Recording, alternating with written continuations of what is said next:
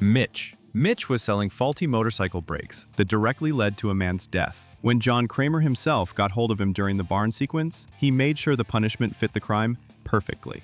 The barn setup was elaborate as hell, with Mitch suspended by his feet above this massive rotating spiral blade that was literally powered by the motorcycle engine from the faulty bike Mitch sold. The trap gave him one shot at survival: grab a key from a funnel to stop the death machine before time ran out. But it wasn't that easy, and things would go terribly wrong. After Anna managed to stop the spiral blade rotating, Mitch decided to do absolutely nothing. Instead of completing the task while the wheel was stopped, he just didn't do anything, and this quickly went bad for him. The metal bar Anna used to stop the spiral blade spinning snapped, and Mitch just couldn't move fast enough. Mitch got diced up by the blades, leaving us with one of the most painful-looking deaths. If you thought that was bad, just remember they get so much more painful from here. Like the next one. Detective Fitch.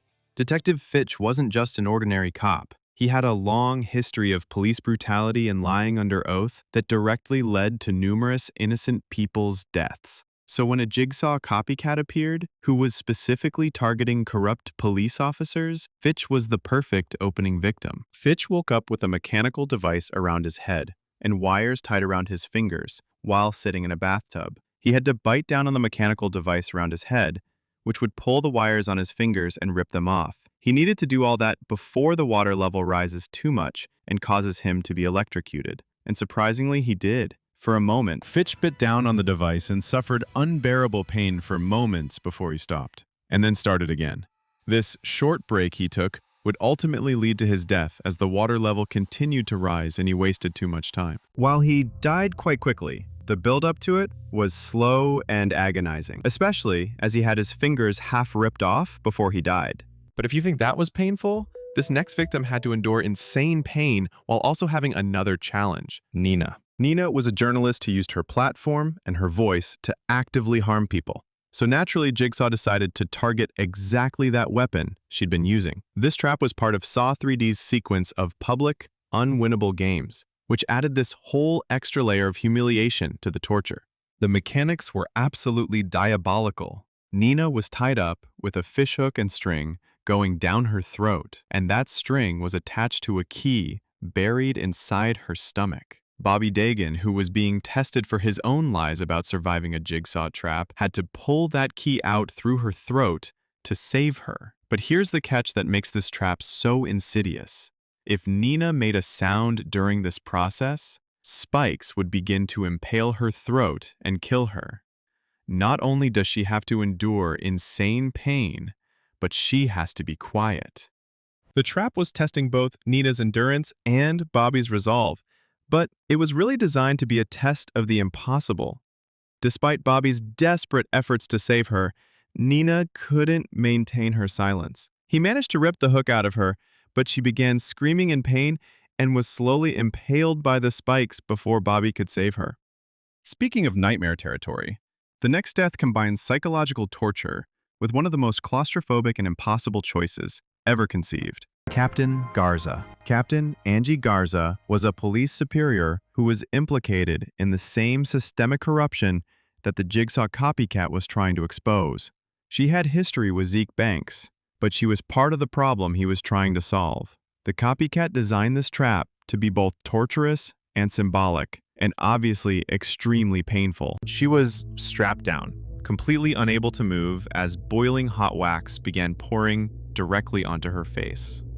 The wax was threatening to both suffocate and burn her simultaneously, creating this dual torture that attacked her in multiple ways at once.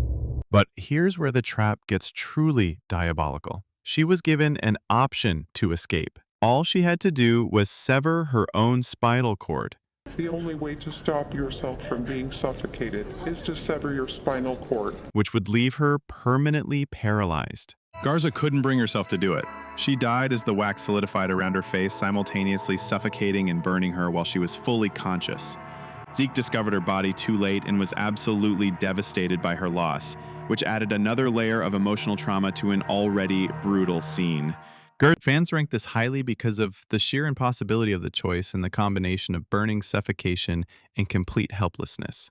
Even seasoned Saw fans were shocked by the brutality of this trap, and the claustrophobic setting made it even more disturbing to watch. And if you think impossible choices are bad, the next one got stuck with a painful and impossible task for a very dark reason. Seth Baxter. Seth was a murderer who had escaped justice through the legal system. So Detective Mark Hoffman decided to take matters into his own hands, with some personal revenge. The twist here is that this wasn't actually a real Jigsaw test.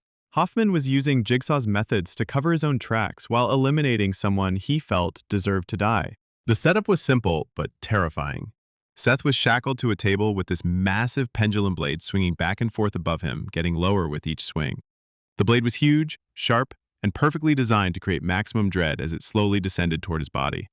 The rule seems straightforward enough. Crush your hands in these metal devices to stop the blade from lowering. Seth actually followed the rules perfectly.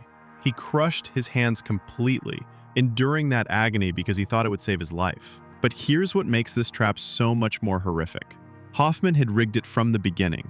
The blade kept lowering no matter what Seth did. It sliced into his abdomen and began bisecting him in this slow, agonizing manner while he was fully conscious and realizing that his compliance had been meaningless. Hoffman watched the entire thing through a peephole, making sure Seth suffered as much as possible. This scene established Hoffman's ruthlessness and set up his rivalry with other characters, showing that he was willing to pervert Jigsaw's philosophy for his own revenge. But if following the rules and still dying is horrific, wait until you hear about this historical torture device that slowly roasted someone alive. Joyce Dagan was the wife of Bobby Dagan, whose lies about surviving a Jigsaw trap had made him famous and wealthy. Bobby had been going through his own series of tests, trying to save his friends to atone for his lies about being a Jigsaw survivor. Joyce represented the ultimate stakes. If he failed, the person he loved most would pay the price. She was locked inside this metal bowl, while Bobby was separated from her by an electric fence, forced to watch helplessly as the trap activated. Flames ignited beneath the bowl, and Joyce was slowly roasted alive inside this metal chamber. The ancient Greeks designed the brazen bowl specifically to maximize suffering. The metal would heat up gradually, cooking the victim from the outside in, while amplifying their screams. The emotional impact on Bobby was devastating, as he realized that his lies and his failures had directly led to his wife's torture and death. He had to watch the person he loved most die horribly because of his own actions, which added this psychological torment on top of the physical horror. But even being slowly burned alive can't compare to what this con artist had to endure while fully conscious and aware. Mateo. Mateo was a con artist who had made the mistake of scamming John Kramer himself during the events of Saw X. Kramer designed this trap to force Mateo to atone for his deception by enduring the kind of extreme pain that matched the emotional damage he'd caused. The setting was this makeshift surgical room that heightened the horror with its medical authenticity. John Kramer and Amanda Young were both present, personally overseeing the test and adding gravity to every moment. Mateo was instructed to perform brain surgery on himself. While fully conscious, he had to remove a piece of his own brain tissue with his bare hands, while completely awake and aware of what he was doing. The psychological horror of self-mutilation, combined with the physical agony of literally digging into his own skull, created this perfect storm of suffering. When Mateo couldn't complete the task in time, a heated mask snapped shut on his face, melting his flesh right off his skull. The slow buildup of the brain surgery, followed by the sudden facial burning, made the whole experience even more traumatic. But this death was nowhere near as bad as the next one. Jill Tuck. Jill was John Kramer's ex-wife, and her death carried enormous weight for longtime fans, because she was the first person to actually die from the franchise's most iconic device, the reverse bear trap. The trap had appeared in multiple films and become the series' signature torture device, but viewers had never seen it actually kill someone until this moment. Jill's death was part of Detective Hoffman's personal vendetta against her.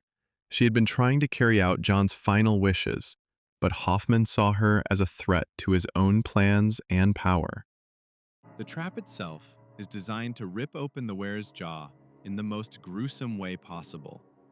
When that timer hit 0, the device snapped open with tremendous force, graphically tearing her face apart and splitting her head open. The mechanism is spring-loaded to create maximum damage in minimum time. But the violence is so extreme that even that brief moment feels endless. Hoffman watched with satisfaction as Jill died in agony, finally eliminating someone he saw as an obstacle to his own twisted version of Jigsaw's work. But even facial destruction can't compare to the medical realism and sheer agony of what this other con artist had to do to herself. Valentina was another con artist who had wronged John Kramer during the events of Saw X, and he made sure her punishment reflected the way she had bled people dry financially. The trap was designed to force her to literally bleed herself dry, sacrificing a part of herself to atone for her crimes. Kramer and Amanda were both present, overseeing the test, in this grim industrial room that made everything feel more authentic and more horrifying. Valentina's crime was personal to Kramer, which made the punishment feel targeted and specific, rather than random. If you refuse, you'll remain in this room. The setup was both medically plausible and viscerally horrifying, combining real medical procedures with the franchise's signature brutality. The trap required Valentina to saw off her own leg and then extract bone marrow through a tube to fill up a container. The medical detail was incredible. This wasn't some fantasy torture device, but something that felt like it could actually work. She had to amputate her own leg first, enduring that agony, while knowing that that was just the beginning of her ordeal. Valentina actually managed to complete the amputation, showing incredible determination and pain tolerance. But then came the bone marrow extraction, which required her to drill into her own bone and extract the marrow while she was already weakened from blood loss and trauma. She couldn't complete the marrow extraction in time, and a mechanical blade decapitated her while she was still conscious from the leg amputation. And if self-amputation sounds terrible, wait until you see what happened to this detective who got too close to the truth and paid the ultimate price. Detective Allison Carey was a recurring character who had a personal connection to the Jigsaw investigation and to her colleagues, which added serious emotional weight to her death. She was targeted specifically for her inability to let go of cases. Her obsession with solving mysteries and uncovering the truth had become her defining characteristic. So naturally, that's exactly what Jigsaw used against her. The Angel Trap is one of the most elaborate and symbolic devices in the entire franchise, designed by Amanda Young as part of her own twisted test of loyalty to Jigsaw's philosophy. The setting was this stark abandoned room that heightened the sense of doom and isolation, making Carrie's death feel even more hopeless and inevitable. Carrie had to retrieve a key from a jar of acid to unlock the harness around her chest. All you have to do is reach in and take it. The acid burned her hand as she reached in, but she pushed through the pain because she thought following the rules would save her life. But here's the truly horrific part. Amanda had designed the trap to be unwinnable from the beginning. No matter what Carrie did, no matter how much pain she endured, she was always going to die. When the harness activated, it ripped Carrie's ribcage open like angel wings while she was still alive and conscious. The mechanism literally spread her ribs apart and exposed her internal organs, creating this grotesque angel imagery that gave the trap its name. Amanda watched the entire thing, ensuring that the trap was fatal and that Carrie's suffering was complete. Carrie's death was slow and excruciating, with her screams echoing through the building as she realized that all her compliance and all her pain had been meaningless.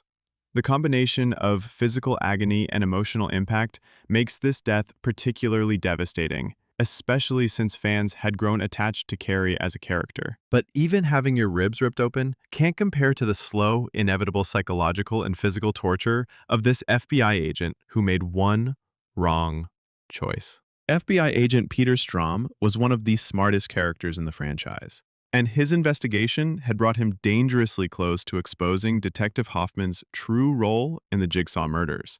This trap was a direct confrontation between two of the series' most intelligent characters, making it as much a battle of wits as it was a torture device. Strahm's investigation skills and his ability to see through deception had made him a serious threat to Hoffman's plans. The trap was designed as a test of Strahm's ability to think outside the box and to trust his instincts, but it was also rigged to eliminate him as a threat to Hoffman's operations. The setting was deliberately claustrophobic, a small, reinforced room with a glass box in the center. When Strahm was locked inside, he was faced with a choice: get in the glass box or stay in the room as the walls began closing in. His investigative instincts told him that the box was the trap, so he refused to get inside and instead tried to escape the room. But that was exactly the wrong choice. The walls kept moving inward, slowly and inevitably crushing him while he was fully conscious and aware of what was happening. Every bone in his body was broken gradually as the space got smaller and smaller, with no way to speed up the process or escape the inevitable. Hoffman watched from safety, having set the trap specifically to eliminate his rival. Strom's death was agonizingly slow, with every moment of pain drawn out as he realized he had made the wrong choice and that there was no way to reverse it. And that brings us to the death that fans almost universally agree is the most excruciating and memorable in the entire Saw franchise. Timothy Young was the drunk driver who killed Jeff Denlin's son in a car accident, making this trap personal for everyone involved. The rack is widely regarded as the most painful trap in the Saw franchise, and Timothy's death represents everything that makes these films so mentally devastating. Jeff was given the ultimate test of his capacity for mercy and forgiveness. He could save Timothy's life, but only if he could let go of his need for revenge and his hatred for the man who destroyed his family.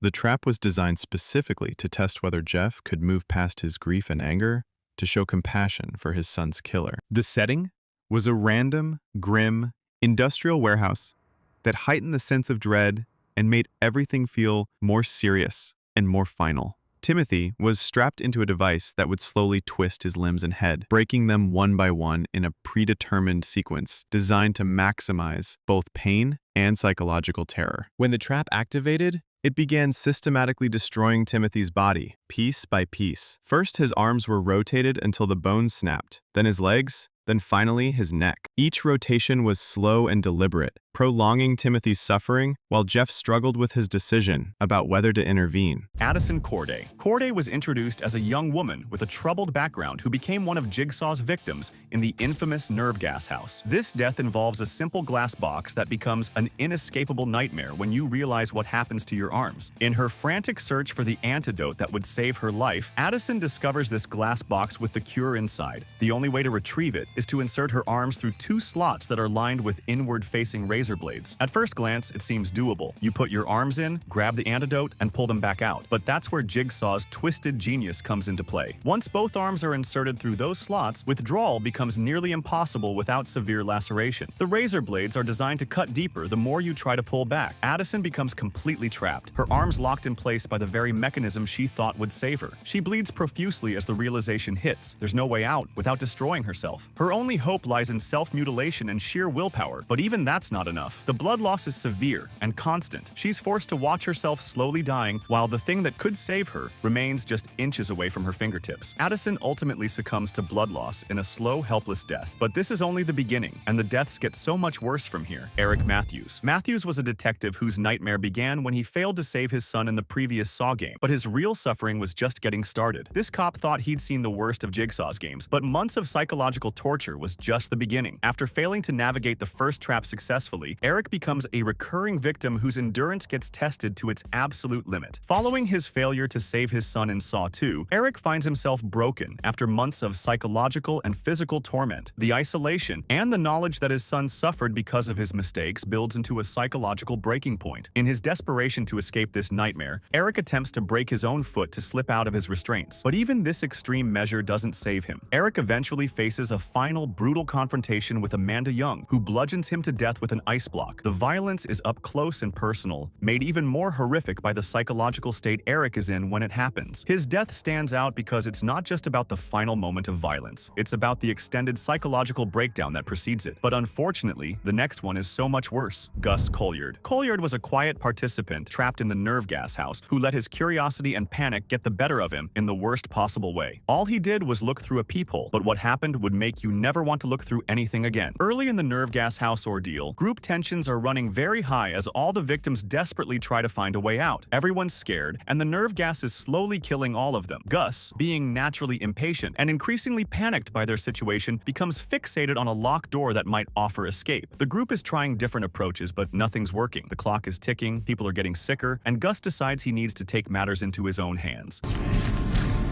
Yeah, fuck this. That's a good idea. No. He approaches the locked door and decides to look through the peephole to see what's on the other side. What Gus doesn't realize is that a revolver has been rigged to fire when the door handle is turned from the outside, but the mechanism is also triggered by pressure on the peephole itself. As soon as Gus puts his eye to that small opening, the gun fires point blank into his head. The death is shockingly brutal. One moment Gus is trying to help the group escape, the next moment he's dead on the floor. What makes this death particularly effective is the anticipation and confusion among the group. They're all watching, hoping he'll see something useful, and instead they witness an instant execution. But it's not as bad as Dina's. Dina was at the center of one of Jigsaw's most visually memorable and public traps, designed specifically to punish emotional betrayal and manipulation. Dina finds herself placed above a spinning circular saw in what appears to be a staged public demonstration. She's positioned between two men who both have romantic ties to her, Brad and Ryan. The setup seems designed to force these men to compete for her life, to prove their love through sacrifice. But as the trap unfolds, both Brad and Ryan begin to realize the extent of Dina's manipulation. They discover that she's been playing them both, using their emotions against them, and creating the toxic situation that led them all to this point. The trap isn't just about saving her, it's about confronting the truth of what she's done. The platform holding Dina begins to lower towards the spinning saw below. In most Jigsaw traps, this would be where the men do something dumb, where love conquers the game. But instead, as Brad and Ryan fully grasp her betrayals, they make a different choice. Rather than fighting each other to save her, they work together to sacrifice her. The platform tilts completely, dropping Dina directly into the circular saw below. She's sliced in half in front of the watching crowd. The death is made especially horrific by its theatricality. This isn't happening in some hidden basement, but in front of witnesses. The betrayal by her lovers, combined with the public nature of her demise, creates a death that's both physically brutal and emotionally devastating. Art Blank. Blank was a defense lawyer with mysterious connections to Jigsaw who found himself in an impossible situation where his professional skills meant nothing. Art finds himself forced into a room with another victim whose eyes have been sewn shut. The two men are essentially trapped in a sensory deprivation experiment where neither can use their primary sense. Art cannot speak and the other man cannot see. This creates an immediate communication breakdown that turns deadly. Art's mouth has been forcibly sewn shut, making it impossible for him to explain the situation, negotiate, or use any of the verbal skills that define his profession. Meanwhile, his fellow victim is stumbling around in complete darkness, unable to understand what's happening or who's in the room with him. The trap becomes psychologically excruciating because Art knows he could potentially resolve the situation if he could just communicate. He understands the game, he might even have information that could save them both, but he's been robbed of the ability to share that knowledge. Unable to speak or negotiate with the other victim, panic and confusion take over. Both men's survival instincts kick in, but without communication, they turn against each other. The room becomes a scene of blind violence and muffled desperation. In the chaotic confrontation that follows, Art is ultimately shot and killed. His death represents the complete failure of communication and the breakdown of civilized problem solving. But this isn't anywhere near as bad as the next one. Bobby Dagan. Dagan was a fraud who gained fame and fortune by falsely claiming to be a Jigsaw survivor, building an entire career on a lie. Bobby had written books, given speeches, and become a minor celebrity by claiming he survived one of Jigsaw's traps. He described in detail how he escaped and how the experience changed his life, but it was all completely fake. When Jigsaw discovers Bobby's deception, he designs a series of tests specifically meant to expose the lie. Bobby is captured and placed in what's called the hoisting trap, a device that will test whether he actually has the strength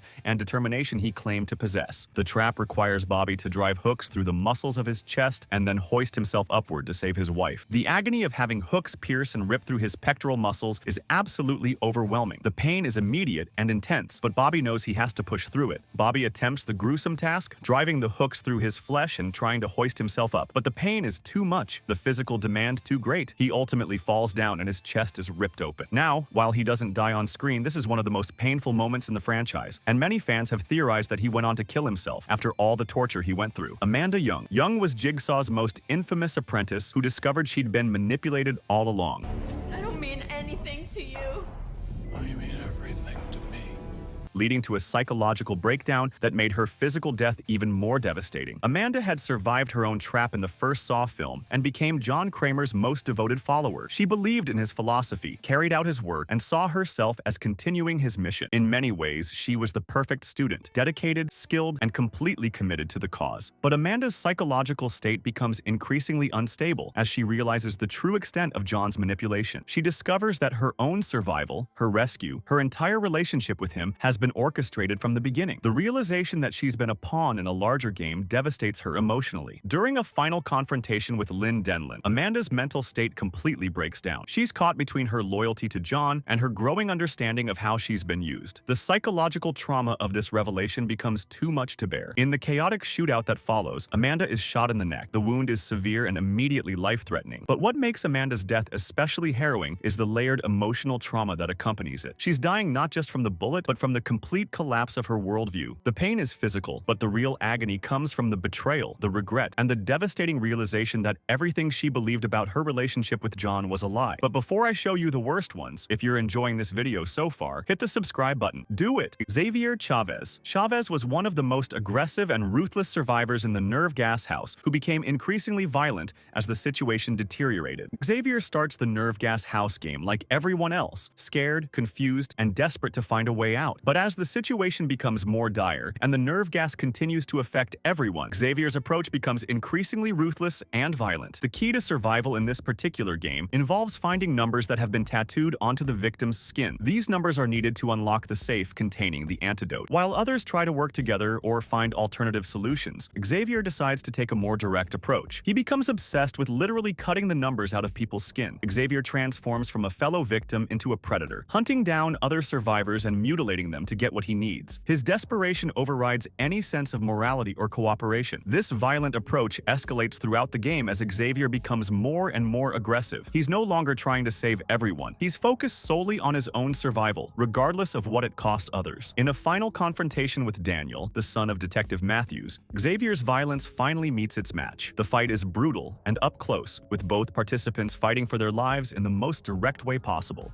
Xavier takes a knife directly to the neck during this close-quarters combat. The wound is immediately fatal, ending his violent rampage in an equally violent death. Laura Hunter. Hunter was trapped in the nerve gas house and faced one of the most drawn-out and agonizing deaths in the entire franchise. Laura is among the group of victims trapped in the nerve gas house, but unlike others who face specific traps or violent encounters, her death comes from the house's primary threat, the nerve gas itself that's slowly poisoning everyone inside. While other victims search for antidotes, fight each other, or attempt to escape, Laura becomes one of the first to succumb to the nerve gas poisoning. She has no access to an antidote and no means of escape, making her situation completely hopeless from the start. The nerve gas doesn't kill quickly or cleanly. Instead, it causes a slow, systematic breakdown of the nervous system. Laura experiences excruciating pain as the poison works its way through her body, attacking her ability to function normally. The symptoms are horrific. Painful convulsions rack her body as her nervous system begins to fail. She loses control of her motor functions, becoming increasingly helpless